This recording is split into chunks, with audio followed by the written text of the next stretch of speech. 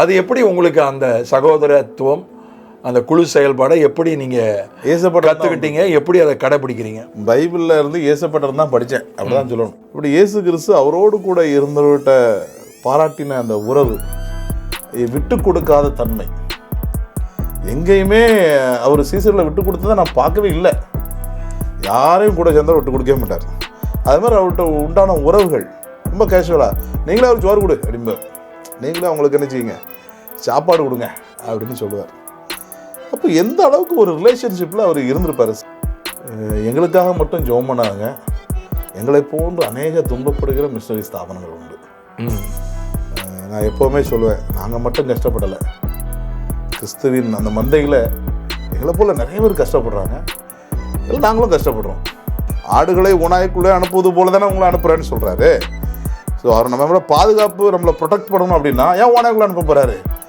நம்ம பாதுகாக்கப்படுவதை விட அவருடைய ரட்சிப்பு ஆண்டவருக்கு அவசியமாக இருக்குது. ஏன்னா மனம் திரும்புகிற ஒரு பாவி நிமித்தம் பரலோக ராஜ்யத்தில் மிகுந்த சந்தோஷம் உண்டாகுதுல்ல. சமுதாய பணி செய்யாமல் ஊழியமே இல்லையா?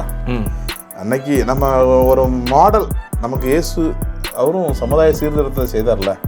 இயேசு சமுதாய சீர்திருத்தத்தை செய்த மாதிரியே நமக்கு முன்னாடியாக வந்த மிஷனரிகளும் என்ன செஞ்சாங்க, சமுதாய பணி செஞ்சாங்க. அந்த மாதிரி நிறையா சமுதாய சீர்திருத்தத்துக்கு மிஷனரிகள் தான் என்ன செஞ்சாங்க, கல்வி பணி. குறிப்பிட்ட சமுதாயத்தினை தவிர வேற யாருமே படிப்பை தொட்டு கூட பார்க்க முடியாது அப்படிங்கிற சூழ்நிலையை மாற்றி, எங்கிருந்தோ வந்தவர் எழுத்து படித்து நமக்கு கற்றுக் கொடுத்துருக்கிறாருன்னா, நம்ம தமிழில் ஒரு பழமொழி, எழுத்தறித்தவன் இறைவன் ஆவான்னு சொல்லுவாங்க இல்லையா? இன்னைக்கு எழுத்த கற்றுக் கொடுத்த அவர் இறைவன் கிடையாது, இறைவன் அனுப்பினார் நமக்கு. அப்படிப்பட்ட ஆட்களை அனுப்பினதால இன்னைக்கு நம்ம பைபிள் படிக்கிறோம். பல மொழி என்ன பாருங்க, எனக்கு ஹிந்தினா என்னன்னே தெரியாது, ஆனால் ஹிந்தி பாட்டு இப்போ நீங்கள் சொன்னீங்கன்னா அப்படி பாடு.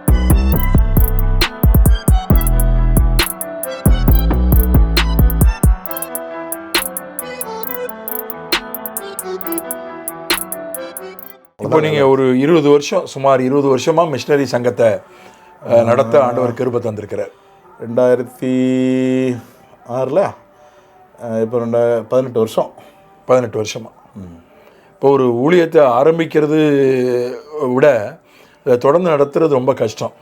இப்போ உங்களுக்கு உலக பிரகாரமாக பெரிய படிப்பு இல்லை, அதே போல் நீங்கள் போய் பின்னால் தான் படிச்சீங்க. அந்த மிஷனரி சங்கத்தை ஆரம்பிக்கும் போதோ நடத்தும் போதோ நீங்கள் ஆரம்பத்தில் உங்களுக்கு இறையியல் பயிற்சி கிடையாது, எதுவுமே தெரியாது, எந்த ஒரு மிஷனரியாக போய் இருந்த அனுபவமும் கிடையாது. ஒரு மிஷனரி சங்கத்தில் போய் பணிபுரிந்த ஒரு நிர்வாகத்திலேயோ அல்லது வேறு காரியங்களையோ நீங்கள் ஒரு வாலண்டியராக போய் காணிக்கை சேகரித்து கொடுத்துருக்கீங்க. போய் மிஷனரி பணித்தளங்களை பார்த்துருக்கீங்க. இவ்வளோதான் உங்கள் அனுபவம். எப்படி இந்த ஒரு 18 வருஷம் ஒரு அந்த சங்கத்தை தொடர்ந்து மிஷனரி பணியை தொடர்ந்து நடத்த, அது ஒரு பெரிய ஆச்சரியம்தான் உண்மையில். நீங்கள் ஒரு ஆச்சரியம்தான், ஒரு சவால் தான் உண்மையில். இன்னை வரை எனக்கே புரிய மாட்டேங்குது, ஏன்னா இது நம்ம பலத்தில் நடக்கலை, கர்த்தர் நடத்திட்டு இருக்காங்க. ஏசப்பா அவங்களுடைய கிருபை, அவங்க லீட் பண்ணி, அவங்க கைட் பண்ணி, அவங்களே கொண்டு போயிட்டுருக்காங்க. அது அவ்வளோதான் என்னால் சொல்ல முடியும். முழுக்க இதனால நீங்கள் நான் உங்களை கவனித்த வரைக்கும் நீங்கள் ஒரு குழுவாக இதை செய்கிறீங்க. நம்ம ஊழியத்துடைய அந்த பேரில் இருக்கும், ஜீசஸ் த எல் ஷடாய் எவாஞ்சலிக்கல் டீம்ஸ். நம்ம ஒரு குழுவாக, இந்த குழுக்கு அந்த டீம் பேர் வைக்கும்போது கூட நான் சொன்னேன், ஒரே நோக்கத்துக்காக ஒரே அணியில் மொத்தமாக நின்று போராடக்கூடிய அமைப்புக்கு பேர் தான் குழு, டீம். ஸோ அதனால் இந்த பேர் நம்ம வச்சுருக்கிறதுல சந்தோஷப்படுறோம். ஸோ அதனால் அந்த டீமுங்க பேர் இருக்கிறத நான் சந்தோஷப்படுறேன்னு சொல்லி அந்த டீமுங்க பேரை அதில் கொண்டு வந்தோம். இல்லை, அதே மாதிரி நான் பார்த்தது, நீங்கள் பழகிறது கூட ஒரு சகோதர அன்போடு பழவீங்க எல்லார்ட்டையும். ஆமாம், எல்லார்ட்டையுமே அதாவது நான் எடுத்து பழகுவேன். நான் ஒரு ஊழியக்காரன், நீங்கள் ஒரு விசுவாசி, அல்லது நான் மிஷனரி சங்க தலைவர், நீங்கள் ஒரு மிஷனரி, அப்படி இல்லாதபடி இப்போ நீங்கள் ஐயான்னு இங்கே கூப்பிடுறீங்க, நான் உரையாடல் ஆரம்பிக்கும் போதே நீங்கள் அண்ணன்னு என்ன வழக்கம் போல் சொல்லுங்கன்னு சொல்லணும்னு நினச்சேன். பட் நீங்கள் ஃபார்மலாக சொல்லணும்னு சொல்கிறீங்க. இல்லை, என்னையே நீங்கள் அண்ணன் தான் சொல்லுவீங்க. அண்ணன் தான் சொல்லுவேன். அந்த ஒரு சகோதர சிநேகத்தோட எல்லாரோடையும் பழகிறது. எங்கள் ஊழியர்கள்ட்டையுமே ஒரு குழுவாகவே நிறைய பேர் வந்து ஐயான்னு சொல்லுவாங்க, ஃபீல்டில் தாதா அப்படின்னு சொல்லுவாங்க, பௌஜி அப்படிம்பாங்க. ஐயா அதுக்கெலாம் அந்த ஐயாங்கிற அர்த்தம் வரும். நான் சார்னு சொல்லுவாங்க, நான் பையா அப்படின்னு சொல்லு, அண்ணன்னு சொல்லு, அப்படியே சொல்லுவேன் அவங்ககிட்ட. அது மாதிரி விசுவாசிகள் கூப்பிடுறது மட்டும் இல்லை, மிஷினரி வட்டாரத்தில் எல்லாரையும் எல்லா அண்ணன் தான் கூப்பிடுறாங்க எல்லா வட்டாரத்துலேயும்.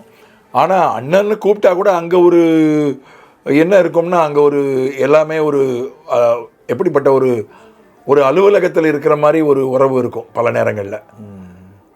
நான் தலைவர், நீ எனக்கு கீழே, அல்லது நான் சீனியர், நீ ஜூனியரு. அந்த அலுவல் ரீதியான உறவுகள் சில இடங்களில் அல்லது பல இடங்களில் அண்ணன்னு கூப்பிட்டா கூட அது இருக்கும். ஆனால் இங்கே நான் பார்த்த வரைக்கும் உங்கள் இல்லை, நீங்கள் பார்த்த வரைக்கும் இல்லை, இப்போ வர எல்லா ஊழியர்களும் அதுக்கு அந்த ஒரு சகோதரத்துவம், அந்த குழு மட்டுமல்ல, குழு செயல்பாடு எல்லாமே ஒரு சகோதரத்துவம், அதை நான் பார்த்துருக்கேன்.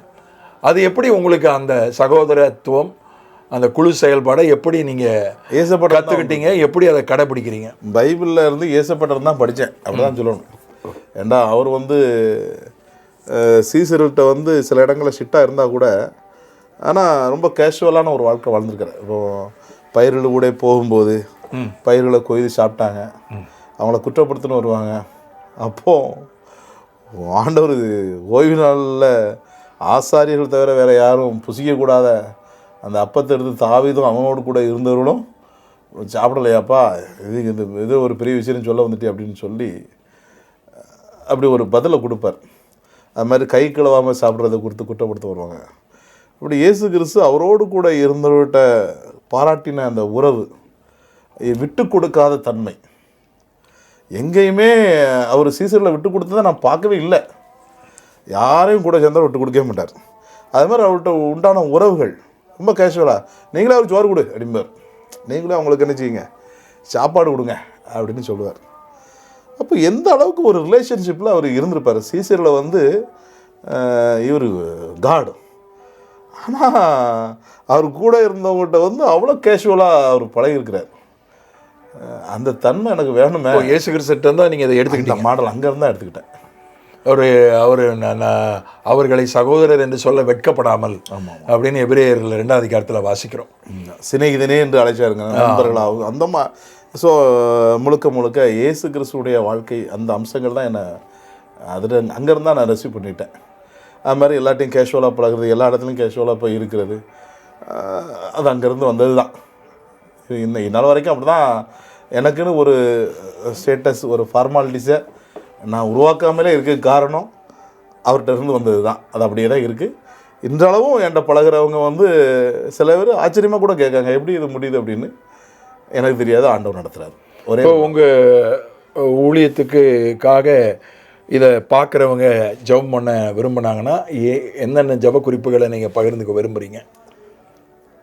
எங்களுக்காக மட்டும் ஜெபம் பண்ணாங்க, எங்களை போன்று அநேக துன்பப்படுகிற மிஷனரி ஸ்தாபனங்கள் உண்டு. நான் எப்போவுமே சொல்லுவேன், நாங்கள் மட்டும் கஷ்டப்படலை, கிறிஸ்துவின் அந்த மந்தையில் எங்களை போல் நிறைய பேர் கஷ்டப்படுறாங்க, இல்லை நாங்களும் கஷ்டப்படுறோம். கஷ்டப்படுறோன்னா என்ன கஷ்டப்படுறோம்? ஆத்தும ரட்சிப்புக்காக அந்த கற்ப வேதனைன்னு சொல்கிறாங்களா, அந்த கஷ்டம் கூட ஓரளவு பிள்ளை பிறக்கும்போது சந்தோஷமாக மாறிடும். ஆனால் இப்போ என்ன பிரச்சனை அப்படின்னா, அந்த அரசியல்வாதிகளால் சில சமூக விரோதிகள், நம்ம இந்திய இறையாண்மைக்கு விரோதமாய் செயல்படுகிற சமூக விரோதிகள், அதாவது செக்குலர் கண்ட்ரி அப்படின்னு சொல்கிறோம், மதச்சார்பற்ற நாடுன்னு சொல்லி யாருக்கும் எங்கும் அவருடைய தெய்வத்தை வழிபட உரிமை உண்டு என்று சொல்லி இருக்கிற நாட்டில் அவர்களை வழிபட விடாமல் தடுக்கிறக்கூடிய கும்பல், அவங்கள வழிபட விட மாட்டாங்க, யாரும் அவங்களுடைய தெய்வத்தை எங்கே வேணாலும் அறிவிக்கலாங்கிற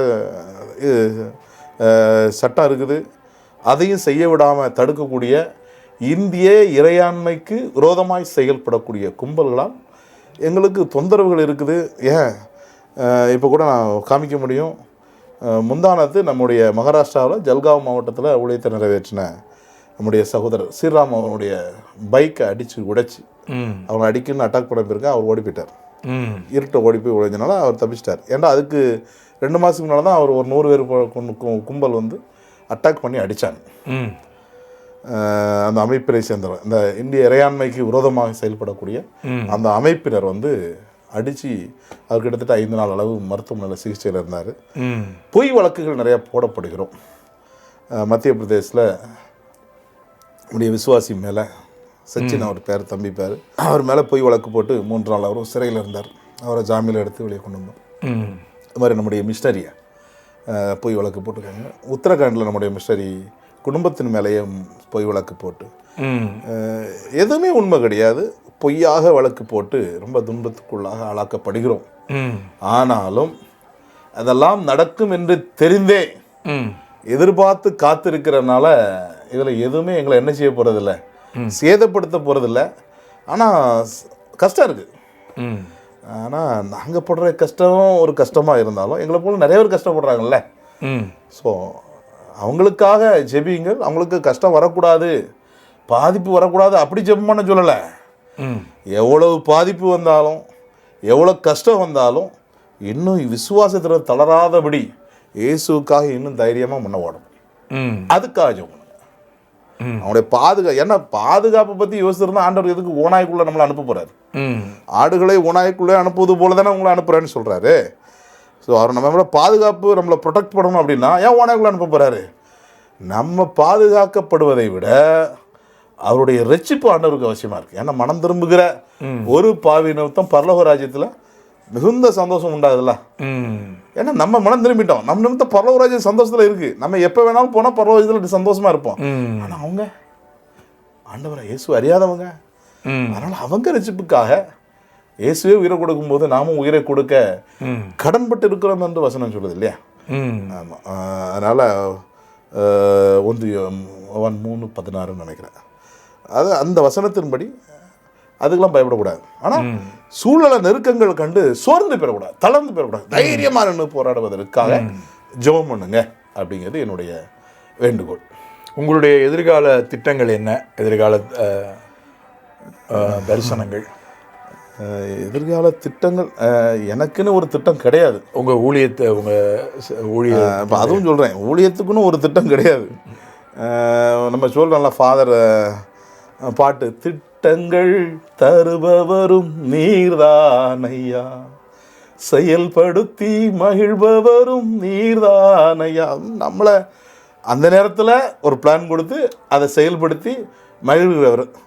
நீங்கள் ஃபஸ்ட்டு வரும்போது நம்ம 2 மாநிலங்களில் தான் ஊழியம் நடந்துகிட்டு இருந்தது.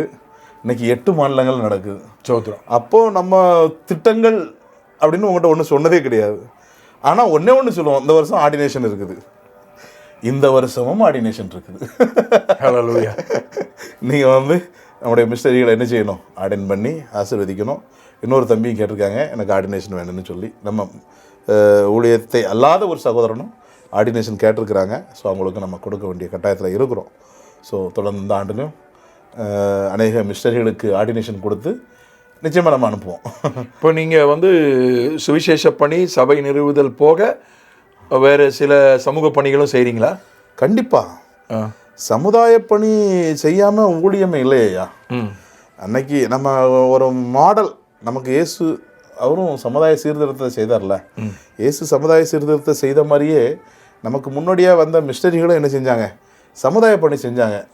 உதாரணத்துக்கு இந்தியாவில் இருந்த உடன்கட்டை ஏறுதல் அப்படிங்கிற அந்த சிதையை ஒழிச்சதாக சிதை ஒழிப்பு அவங்க தான் பண்ணாங்க. ஆமாம், அவங்க கூட சேர்ந்து ஒத்துழைச்சது தான் சில தலைவர்கள். அந்த மாதிரி நிறையா சமுதாய சீர்திருத்தத்துக்கு மிஸ்டரிகள் தான் என்ன செஞ்சாங்க? கல்வி பணி. குறிப்பிட்ட சமுதாயத்தினை தவிர வேற யாருமே படிப்பை தொட்டு கூட பார்க்க முடியாது அப்படிங்கிற சூழ்நிலையை மாற்றி எங்கிருந்தோ வந்தவர் எழுத்து படித்து நமக்கு கற்றுக் கொடுத்துருக்கிறாருன்னா, நம்ம தமிழில் ஒரு பழமொழி, எழுத்தறித்தவன் இறைவன் ஆவான்னு சொல்லுவாங்க இல்லையா? இன்னைக்கு எழுத்தை கற்றுக் கொடுத்த அவர் இறைவன் கிடையாது, இறைவன் அனுப்பினார் நமக்கு. அப்படிப்பட்ட ஆட்களை அனுப்பினதுனால இன்னைக்கு நம்ம பைபிள் படிக்கிறோம். பல மொழி என்ன பாருங்க, எனக்கு ஹிந்தினா என்னன்னே தெரியாது, ஆனால் ஹிந்தி பாட்டு இப்போ நீங்கள் சொன்னீங்கன்னா அப்படி பாடம் பார்த்து. ஸோ அந்த அளவுக்கு தமிழ், இங்கிலீஷ், ஹிந்தி ஒரு மொழியை படிப்பதற்கு அந்த இதெல்லாம் அவங்க தான் உருவாக்கி இப்போ கொடுத்தாங்க. நீங்கள் அந்த டெய்லரிங் மாதிரி சமூக பணி அதுவும் செய்கிறோம். இப்போ எல்லாருக்கும் டெய்லரிங் சொல்லிக் கொடுக்க முடியாதுல்ல.